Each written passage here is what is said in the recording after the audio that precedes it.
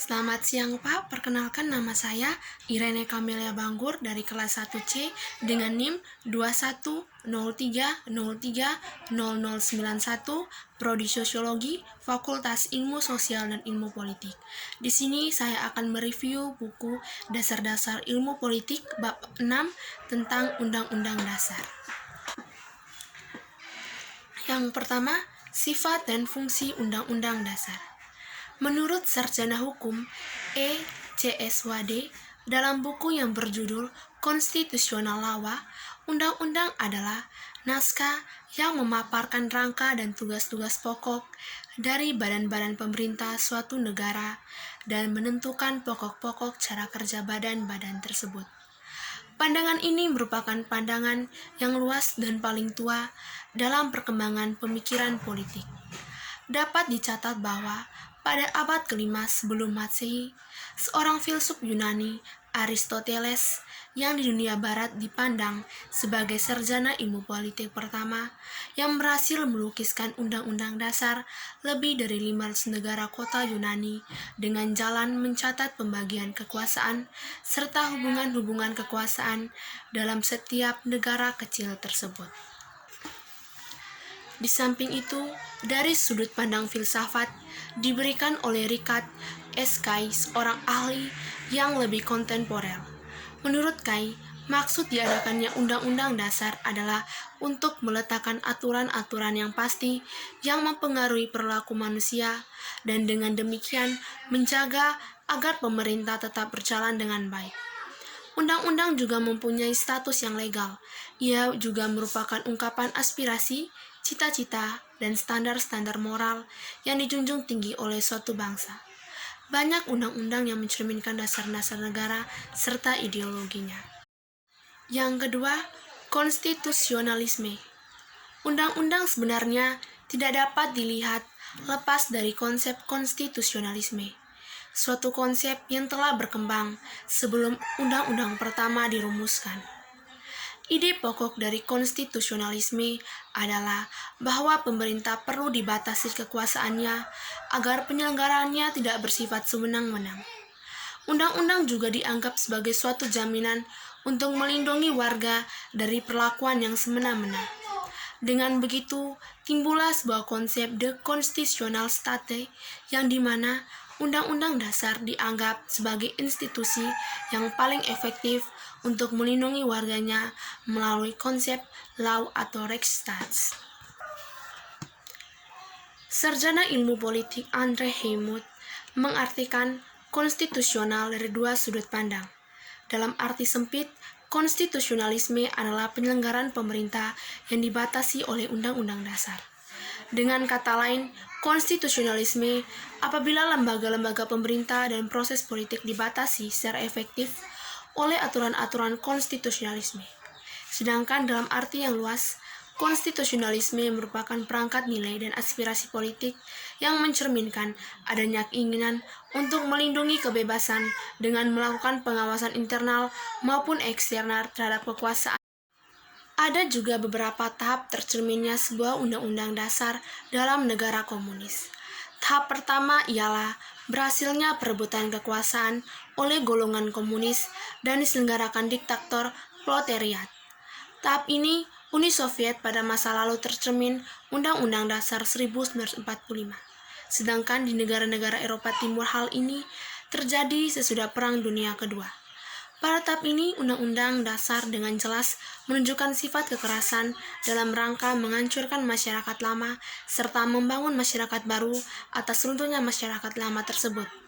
Tahap kedua ialah dinamakan tercapainya kemenangan sosialisme dan dimulainya pembangunan masyarakat komunis.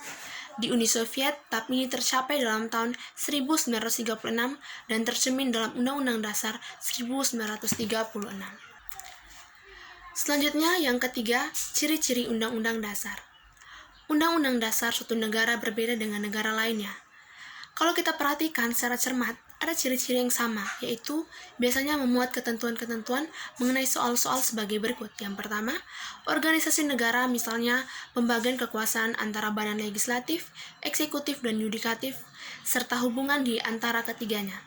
Undang-undang juga memuat bentuk negara beserta pembagian kekuasaan antara pemerintah federal dan pemerintah negara bagian atau antara pemerintah dan pemerintah daerah. Berikut hak asasi manusia, prosedur mengubah undang-undang amandemen.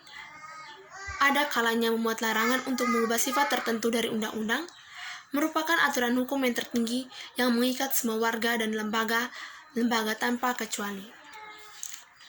Selain itu, mukadimah Undang-Undang Dasar sering membuat cita-cita rakyat dan asas-asas ideologi negara. Ungkapan ini mencerminkan semangat dan spirit yang oleh penyusun undang-undang ini diabadikan dalam undang-undang itu sehingga mewarnai seluruh naskah itu. Contoh lain dari Undang-Undang Mukadimah 1945 yang menjelaskan sebagai berikut, bahwa sesungguhnya kemerdekaan itu ialah hak dan segala bangsa, dan oleh sebab itu, maka penjajahan di atas dunia harus dihapuskan karena tidak sesuai dengan pri kemanusiaan dan pri keadilan. Dan perjuangan pergerakan kemerdekaan Indonesia telah sampailah kepada saat yang berbahagia dengan selamat sentosa mengantarkan rakyat Indonesia ke depan pintu gerbang kemerdekaan negara Indonesia yang merdeka, bersatu, berdaulat, adil dan makmur. Atas berkat rahmat Allah yang Maha Kuasa dan dengan didorongkan oleh keinginan luhur supaya berkehidupan kebangsaan yang bebas, maka rakyat Indonesia menyatakan dengan ini kemerdekaannya. Keempat, Undang-Undang Dasar dan Konvensi. Apa itu konvensi? Konvensi adalah aturan perilaku kenegaraan yang didasarkan tidak pada undang-undang, melainkan pada kebiasaan-kebiasaan ketatanegaraan dan presiden. Menurut Haywood, kebiasaan-kebiasaan tersebut dijunjung tinggi baik oleh rasa kepatuhan konstitusional ataupun pertimbangan praktik. Konvensi ada dalam suatu sistem undang-undang dasar dan biasanya memberikan paduan ketika aturan formal tidak memadai atau tidak jelas. Dalam konteks undang-undang dasar tidak tertulis, konvensi merupakan hal yang signifikan karena ia memberikan arahan tentang prosedur, kekuasaan, dan kewajiban dari institusi-institusi utama negara. Di samping itu, ada pula konvensi berdasarkan keputusan hakim. Konvensi-konvensi telah memungkinkan undang-undang dasar untuk menyesuaikan diri dengan perubahan atau perkembangan zaman, bahkan ada di antaranya mengubah arti yang asli dari naskah itu sendiri. Hal demikian terutama terjadi di Amerika Serikat. Di sana, Mahkamah Agung telah menjadi lembaga yang mewarnai perkembangan undang-undang dasar. Sepanjang sejarahnya, antara lain karena naskah undang-undang Amerika Serikat adalah pendek dan memuat ketentuan-ketentuan yang bersifat umum dan longgar tentang pemerintahan. Selanjutnya yang kelima, pergantian undang-undang dasar. Di Indonesia telah melalui 5 tahap perkembangan undang-undang, yaitu yang pertama, tahun 1945, Undang-Undang Dasar Republik Indonesia yang de facto hanya berlaku di Jawa, Madura, dan Sumatera. Kedua, tahun 1949, Undang-Undang Dasar Republik Indonesia Serikat yang berlaku di seluruh Indonesia kecuali Irian Barat. Tahun 1950, Undang-Undang Negara Kesatuan Republik Indonesia yang berlaku di seluruh Indonesia kecuali Irian Barat. Keempat, tahun 1959, Undang-Undang Dasar Republik Indonesia 1945, Undang-Undang mulai 1959 berlaku di seluruh Indonesia termasuk Irian Barat. Dan kelima, tahun 1999, Undang-Undang 1945 dengan amandemen dalam masa reformasi. Lazimnya memang sangat penting pergantian undang mencerminkan anggapan bahwa perubahan konstitusional yang dihadapi begitu fundamental, sehingga mengadakan amandemen saja terhadap undang yang sedang berlaku. Selanjutnya, Undang-Undang Dasar yang fleksibel dan Undang-Undang Dasar yang kaku. Undang-Undang Dasar yang fleksibel. Gagasan mengenai Undang-Undang Dasar yang fleksibel berdasarkan konsep supremasi parlemen. Parlemen dianggap sebagai satu-satunya lembaga yang mengubah atau membatalkan undang-undang yang pernah dibuat oleh badan itu. Mahkamah Agung tidak mempunyai wewenang untuk menyatakan suatu undang-undang yang bertentangan dengan undang-undang dasar. Malahan, parlemen dapat menyatakan bahwa sesuatu taswiran seorang hakim adalah salah dan menggantinya dengan taswiran parlemen sendiri. Pernah dikatakan bahwa parlemen Inggris dapat berbuat apa saja, kecuali mengubah pria menjadi perempuan atau perempuan menjadi pria. Misalnya menurut Parlemen ACT 1911, parlemen harus dibubarkan sudah 5 tahun. Tetapi dalam tahun 1915, waktu Perang Dunia Pertama sedang berlangsung, parlemen sampai 5 kali menerima undang-undang yang memperpanjang hidupnya sendirinya, sehingga baru dibubarkan pada tahun 1918.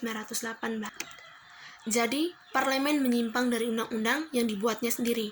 Begitu pula parlemen yang dipilih pada tahun 1935 sampai 5 kali memperpanjang hidupnya selama berlangsung Perang Dunia Kedua.